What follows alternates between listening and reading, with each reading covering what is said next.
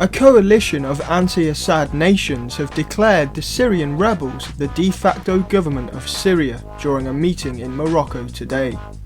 The so-called Friends of Syria, made up of both Western and Arab states, will now only recognise the opposition as having political authority, excluding President Bashar al-Assad and all members of his government from legitimately taking part in any form of transitional dialogue. The only option presented by the group is for Assad to step aside and face international criminal proceedings. Participants acknowledge the National Coalition as the legitimate representative of the Syrian people and the umbrella organisation under which the Syrian opposition are gathering, reads a draft declaration of the Marrakesh, Morocco meeting obtained by Reuters. Bashar al-Assad has lost legitimacy and should stand aside to allow a sustainable political transition, continued the report. The Friends of Syria is made up of 84 countries, endorsed by the United Nations, European Union and Arab League, and is officially observed by the Vatican. This latest announcement follows France, Britain and Turkey, who have already granted de facto government status to the rebels, and the United States, who made their own announcement just hours before the meeting.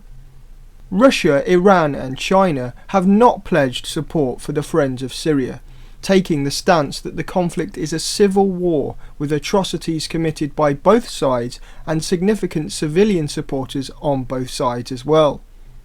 Russia in particular argues that choosing one side of the conflict is essentially supporting the massacring of the other.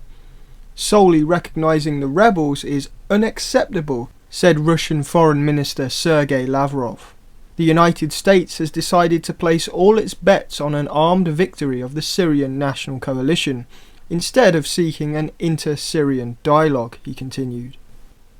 Assad has always claimed that the violence was being committed by terrorists, but cynical Westerners, who are no doubt sick of their own governments using the terrorism card, have decided without any evidence either way that Assad must be lying. However, it is now widely acknowledged by the United States, Britain and other Western governments that the ranks of the Syrian rebels are made up of Sunni Islamic extremists, including Al-Qaeda and other groups. This then becomes very problematic for the Western sanctioned version of events.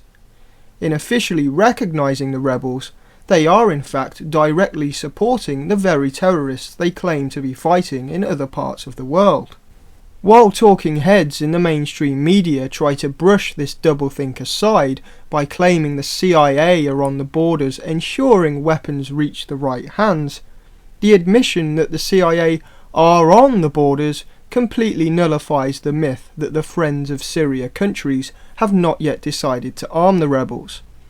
Furthermore, the idea that they can stop weapons reaching the terrorists is nonsensical, unless the CIA are actually deeply rooted within the country, which leads to its own criticisms.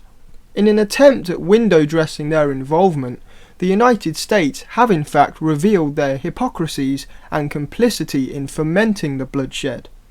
They are as morally guilty of war crimes as anyone else inside Syria, and certainly aren't the friends of anyone.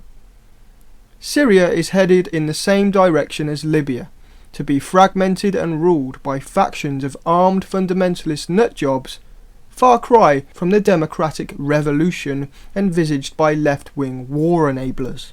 If Assad is a gambling man, his best bet would be to flee to South America and count himself another victim of the empire. For more on this story and other recent headlines, please visit WideShut.co.uk.